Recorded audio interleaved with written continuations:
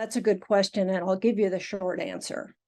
2003, when I wrote that article, was really 15 years after I had been involved in Bowen theory and using biofeedback, or the physiology, reflections of the physiology, the ongoing physiology in relationship to the family.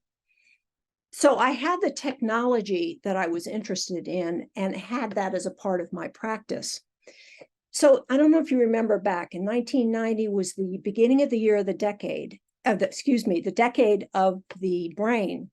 It was also the beginning when Dr. Bowen died, interestingly. It was shortly after he died that I got interested in the neurofeedback.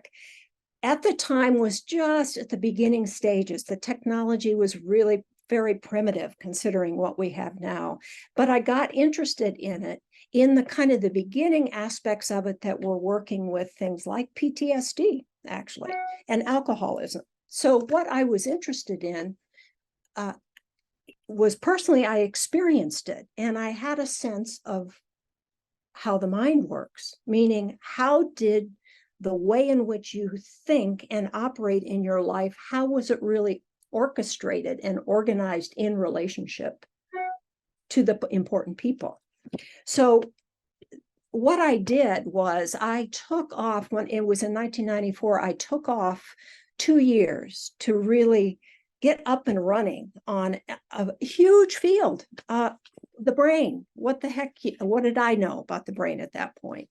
So I took 2 years off and really studied 2 fields in particular, and continue to. One is how to understand that the brain is fundamentally a relationship brain. So I studied the evolution of the human brain.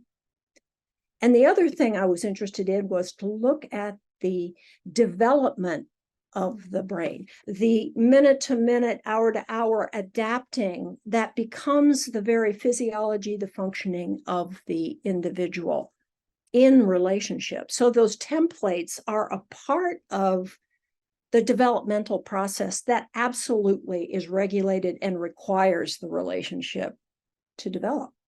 So I think what happened then is technology also expanded. So today, 25 years later, the technology is really expanded to the extent that you can get feedback on the system of the brain.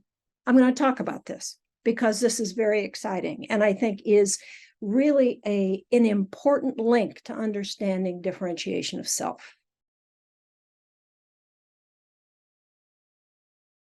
No question.